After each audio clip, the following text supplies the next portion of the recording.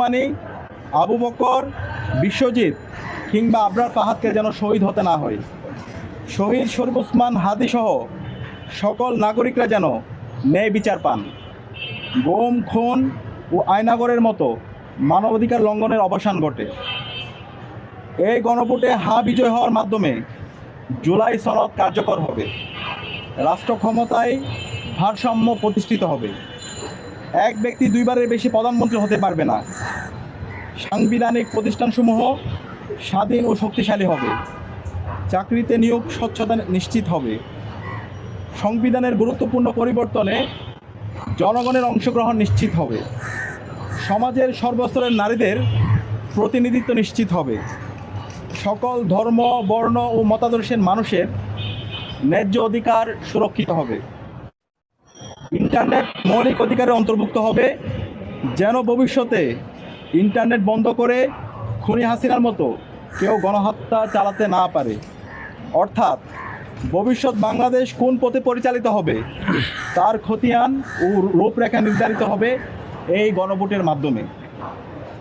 ডাকসু মনে করে গণভোটে ভোট দেওয়া শুধু একটি নাগরিক কর্তব্য নয়, এটি শহীদদের রেখে যাওয়া রক্তের আমানতের হেফাজত করা।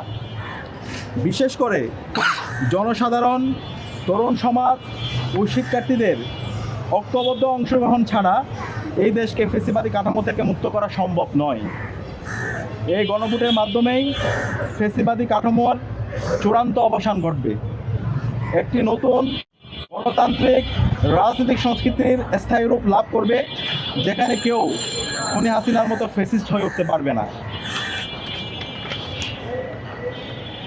ডাকসুর মাসব্যাপী কর্মসূচি।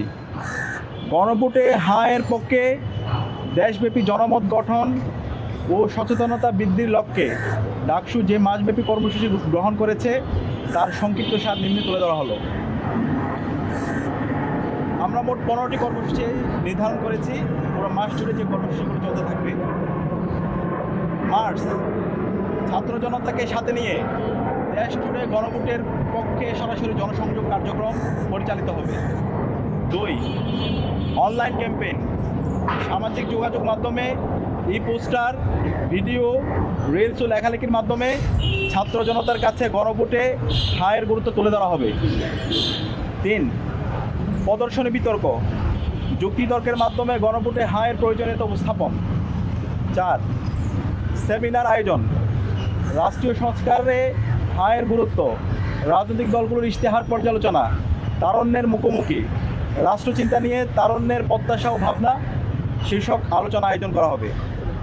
5, সুশীল সমাজের সঙ্গে মতবিনিময় সভার আয়োজন করা হবে। 6, প্রিন্ট ও টেলিভিশন সাংবাদিকদের সঙ্গে মতবিনিময় সভা আয়োজন করা হবে। 7, মোবাইল সাংবাদিকদের সঙ্গে মতবিনিময় সভা আয়োজন করা হবে। 8, অনলাইন অ্যাক্টিভিস্টদের সঙ্গে মতবিনিময় সভার আয়োজন করা হবে। 9, জুলাই আহতদের ভাবনা শীর্ষক আলোচনা সভার আয়োজন করা হবে।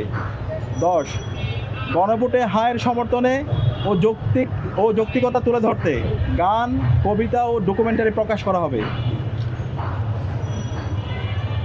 11, গণভোটে তারুণ্যের ভাবনা শীর্ষক বক্তৃতা প্রতিযোগিতা আয়োজন করা হবে।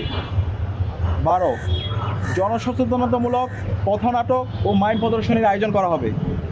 13, ছাত্র সংগঠনসমূহের সঙ্গে ডাকসুর উদ্যোগে মতবিনিময় সভার আয়োজন করা হবে। 14, সামাজিক ও স্বেচ্ছাসেবী সংগঠনসমূহের সঙ্গে মতবিনিময় সভার আয়োজন করা হবে। 15, সারা দেশের শিক্ষা প্রতিষ্ঠানসমূহের সফর ও গণভোটের পক্ষে জনমত গঠনের শিক্ষার্থীদের ঐক্যবদ্ধ করা হবে। ডাকসুর পক্ষ থেকে বাংলাদেশ জামাত ইসলামী, বিএনপি, এনসিপি সহ দেশের সকল ফ্যাসিবাদ বিরোধী রাজনৈতিক দল, ছাত্র সংগঠন, পেশাজীবী সংগঠন, সুশীল সমাজ এবং আপামর ছাত্র জনতাকে ঐক্যবদ্ধভাবে গণভোটে ভোটের পক্ষে দেশব্যাপী গণজোয়ার সৃষ্টির উদাত্ত আহ্বান জানানো যাচ্ছে। আমরা একটা স্লোগান ঠিক করেছি, হাতে সিল দিন, নিরাপদ বাংলাদেশ বুঝে নিন। হাতে ভোট দিন, নিরাপদ বাংলাদেশ বুঝে নিন। হাতে ভোট দিন, নিরাপদ বাংলাদেশ বুঝে নিন।